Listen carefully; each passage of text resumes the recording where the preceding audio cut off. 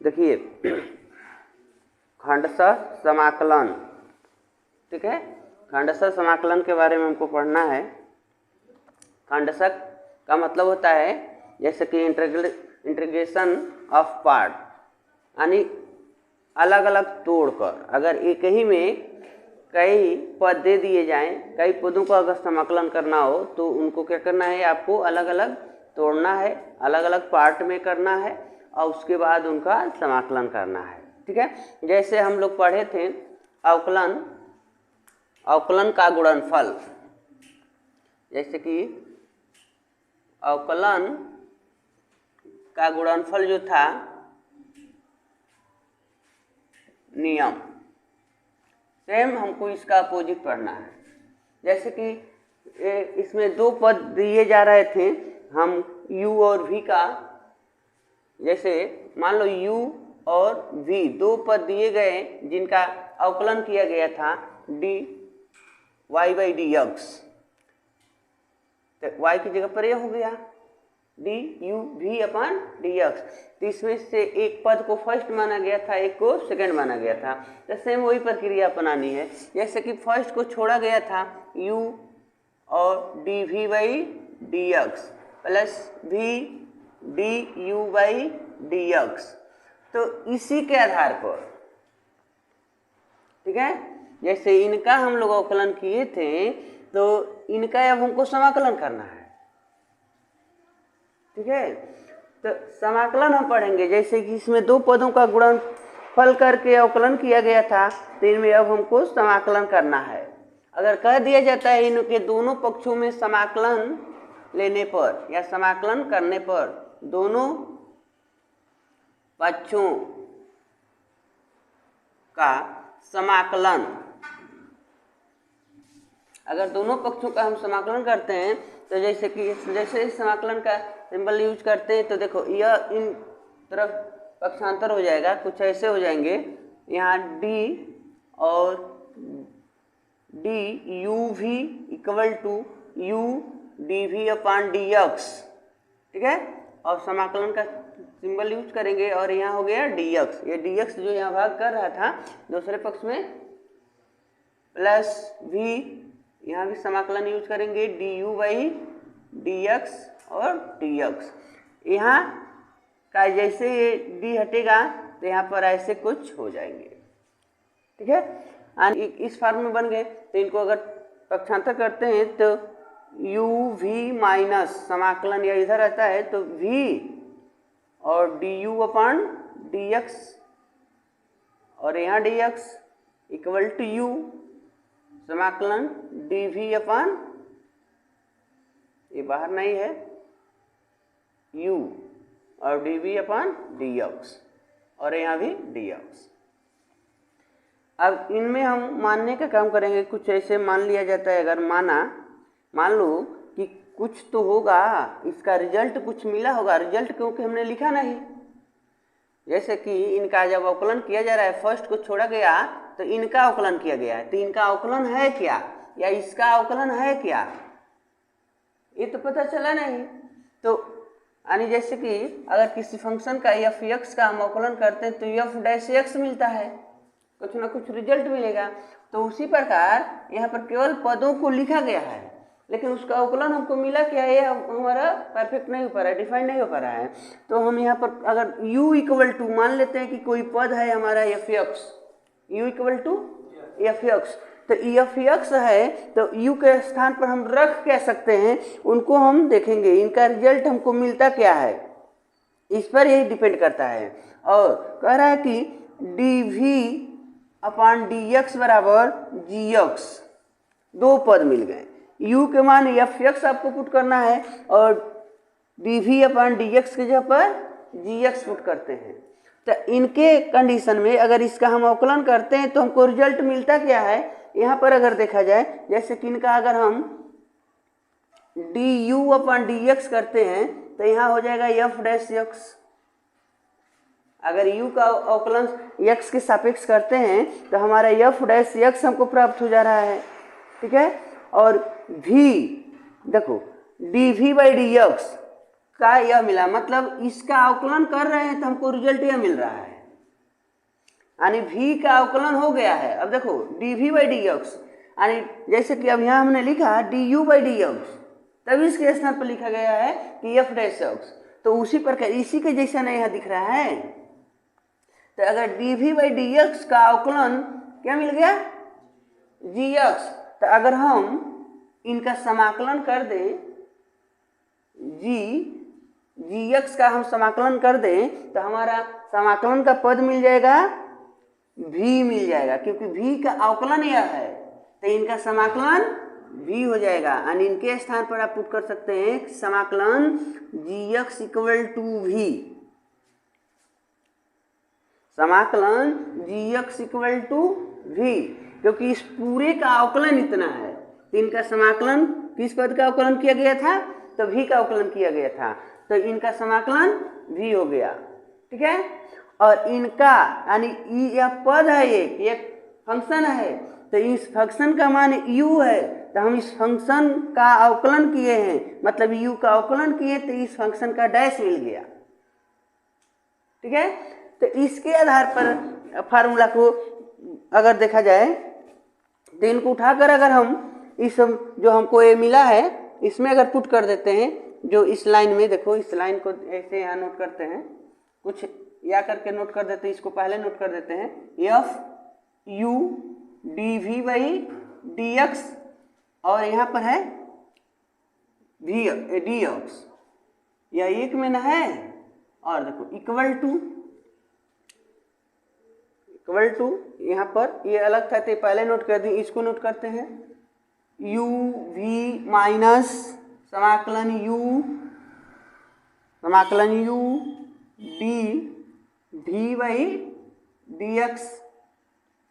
dx। ठीक है,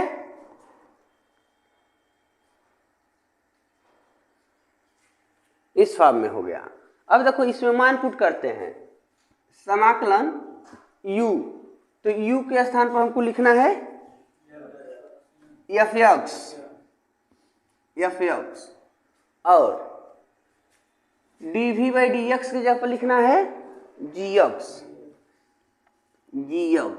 ठीक है, ये जो हमको मिल गया, ये दो पद मिल गए जिसका हमको क्या करना है, समाकलन करना है। देखो यह एक पद एक फंक्शन हो गया, एक फंक्शन ये हो गया, तो इन दोनों का हमको समाकलन करना है। देखो यहाँ पर dx यूज कर दिया गया और ये दोनों आपस में गुणा कर रहा है। अब आ जाइए यहाँ पर u के स्थान पर, तो u के स्थान पर हमको लिखना है एफ एक्स और v, तो v के स्थान पर क्या लिखना है, समाकलन gx, तो v के स्थान पर लिख देंगे समाकलन gx। ठीक है, यानी gx का हमको समाकलन करना है। ठीक है, तो gx का समाकलन dx यानी x के सापेक्ष, उसके बाद समाकलन माइनस समाकलन।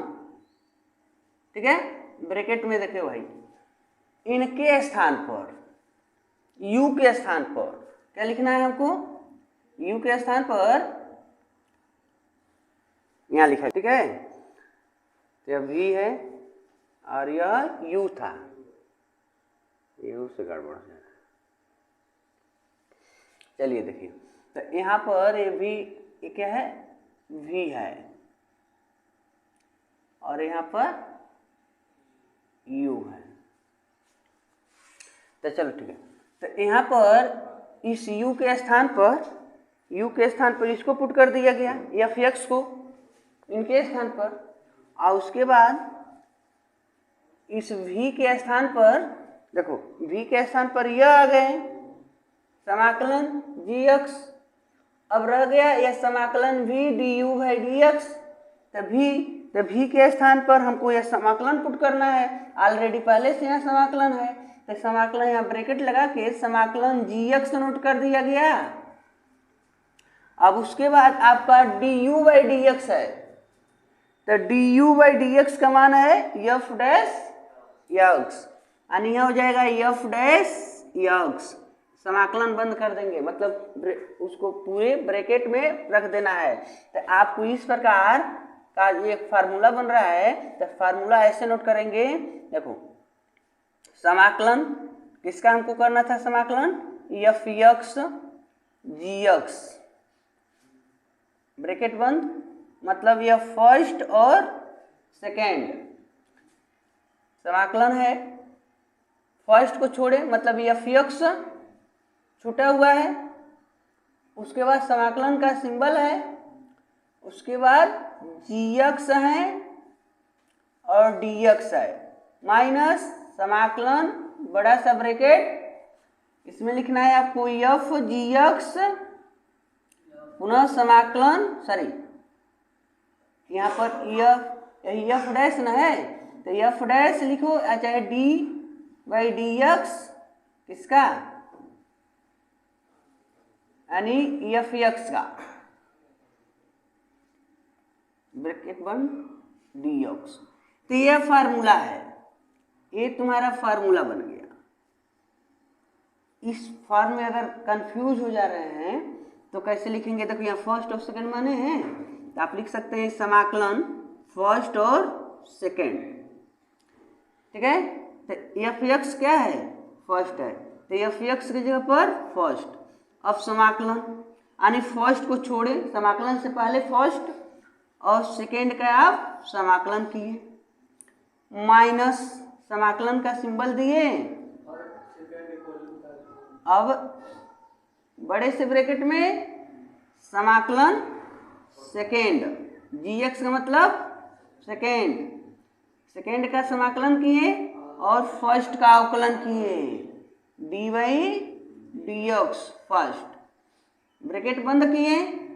अब पुनः आप जितना मिलेगा पूरे का समाकलन कर देंगे, मतलब ब्रैकेट के अंदर वाले सब का डी एक्स करना है। तो इस प्रकार ये ऐसे भी नोट कर सकते हैं। तो ये जो फार्मूला है जिनका यूज हमको करना है, तो यानी इस प्रकार यूज किया जाएगा।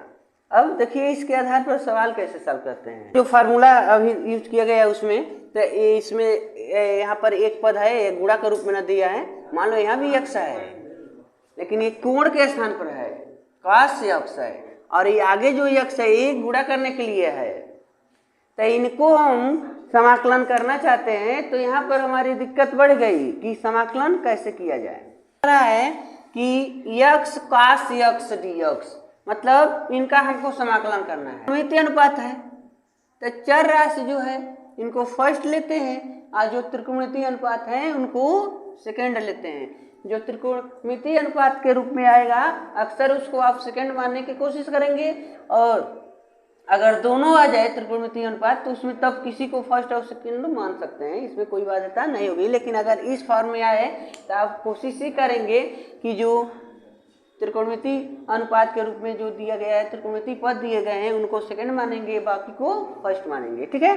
और ये हमने फार्मूला बताया था, तो ये ऐसे फार्मूला था जो हमने यहाँ पर नोट किया है कि फर्स्ट और सेकंड के रूप में दिए जाएं तो फर्स्ट को छोड़ते हैं सेकंड का समाकलन, और माइनस ब्रैकेट में सेकंड का समाकलन गुणे फर्स्ट का अवकलन, तब पूरे का समाकलन। जैसे कि यहाँ पर यक्स कॉस यक्स है फर्स्ट और सेकंड, डी यक्स, तो फर्स्ट को छोड़ना है, फर्स्ट यानी यक्स को छोड़ना है, समाकलन सेकंड मतलब cos x D x, minus लगाएंगे तब समाकलन लिखेंगे, और ब्रैकेट में समाकलन कॉस यक्स डी एक्स गुणे डी बाई डी एक्स और गुणे डी बाई डी एक्स, और फर्स्ट हमारा है एक्स, तो एक्स नोट कर दिए, ये बंद कर देना है, और बाद में डी एक्स है तो डी एक्स नोट करिए। यहाँ पर देखिए एक्स छूटा हुआ है, कास का समाकलन, तो साइन एक्स माइनस समाकलन ब्रैकेट में कास का समाकलन साइन एक्स गुणे, अब देखो इसका जब अवकलन करोगे तो एक हो गया डी एक्स, तो आप क्या लिख देंगे, एक्स साइन एक्स माइनस समाकलन। अब तो कोष्टक हट जाएगा और साइन का e1 से गुणा करोगे तो साइन ही हो गया, साइन एक्स डी एक्स।